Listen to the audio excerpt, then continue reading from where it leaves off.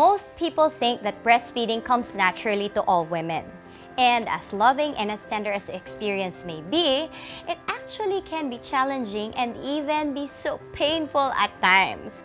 So I'm really grateful that we live in an age of breastfeeding advocates who can really help us get past the obstacles. And joining us today is a trained breastfeeding peer counselor from L.A.T.C.H, Miss Nathalie Tan. Hi, Nathalie. Hello, Miss Vita. Thank you for being with us today. Thank you for having me. Yes, I'm so excited. But before we get into the specifics, what does L.A.T.C.H stand for? L.A.T.C.H stands for Lactation, Attachment, Training, Counseling, and Help. Everything that a breastfeeding mom Yes, actually means yes. We're an organization of breastfeeding moms established last 2006, which aims to provide quality breastfeeding information to moms. Our fortes are breastfeeding classes, which we conduct every other month at Medical City. Why should one breastfeed?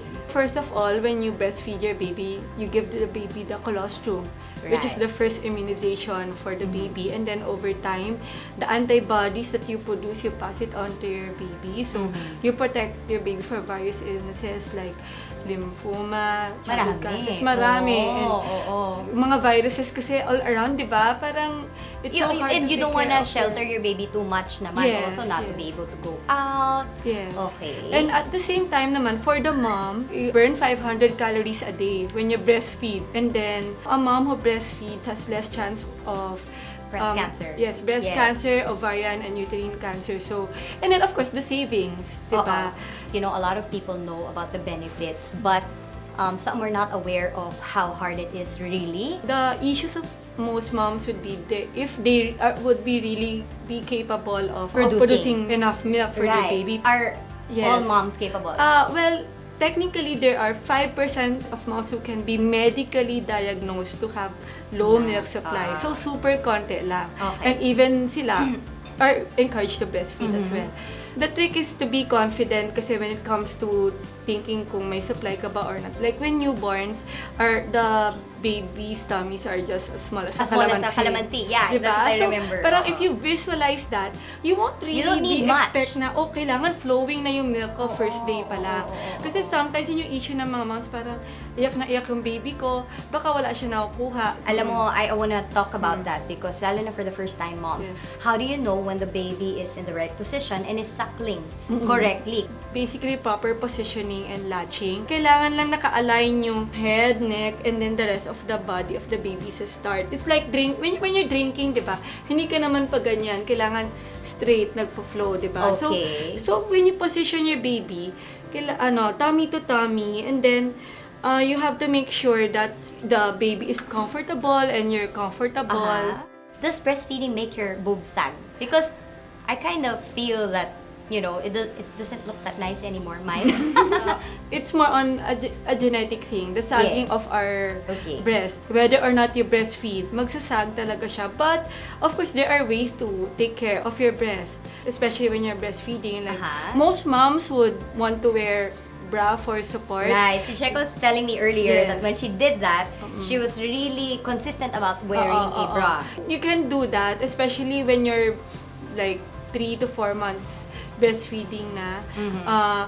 You use the ones without wires kasi pag may wire, nagka-clog ng ducts. Yes, right. And then, at the same time, what we really encourage moms is you express milk by hand. Yan, Kasi it's gentler on the breast. A lot of people think that, you know, pump is yung parang the easiest way. Parang if you're engorged or if you don't want it to, many things are solved by the pump. But actually, I've tried hand expression also, and it's really better for me as well. It's gentler on the breast kasi you massage it.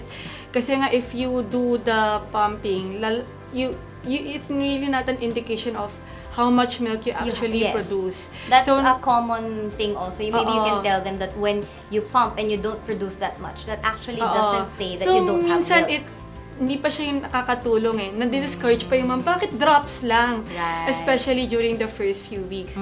And at the same time, of course, since you massage it, if may clogs na you're able to address Yes, it. oo. And more yield actually kasi it's skin to skin. Right. I have to tell other moms that when you do that though, the massaging, merong ibang nagturo sa akin, it was incorrect. Oo, So you oo. have to also know the correct way of Yes, expressing by there's a hand. correct way of doing it. Here's the other thing, how can we make breastfeeding a more comfortable activity for mom and child? The position, whatever it may be, it has to be a position where you can stay for a long time. Yes, and your body's not tense. Oo, diba? your body's Oo. not tense. So, that's where also the support group comes in your house. I was diba? gonna say, breastfeeding can't be possible na ikaw lang ang Oo. gumagawa. A whole household is actually Yes. behind the woman who Yes. breastfeeds. Like, my husband would feed me while I feed the baby. Yes! Parang ganon. Oh my gosh, I had a Valentine's date na ganyan. Diba? Sinusubuan ako ng asawa ko. Ako, pero pakain ko yung anak ko. Oo, ganon. That's what we call the fourth trimester, the first 3 months of the baby. Kasi that's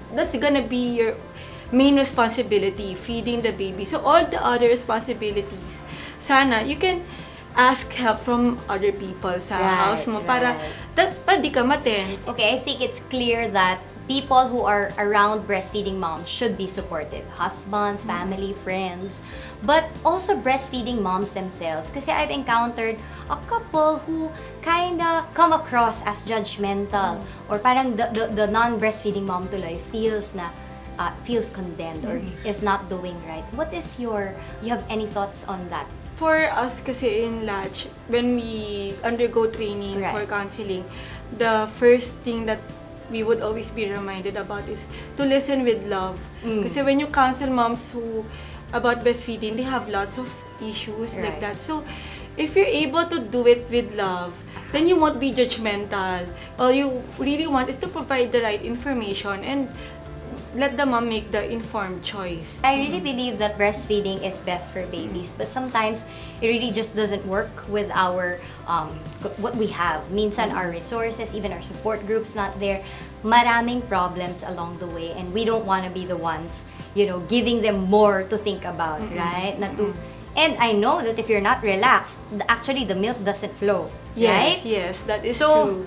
I just want to know, how do we get in touch with Latch? The best way to get in touch with us is through our Facebook page. So Okay. L.A.T.C.H, L.A.T.C.H. You can send us a message and then we usually link you up with a counselor that's located near you. So just in case that you actually need a home visit, it's easier. Thank you so much, Nathalie, for being with us, for just sharing information and love to all the breastfeeding moms Thank out you there. also.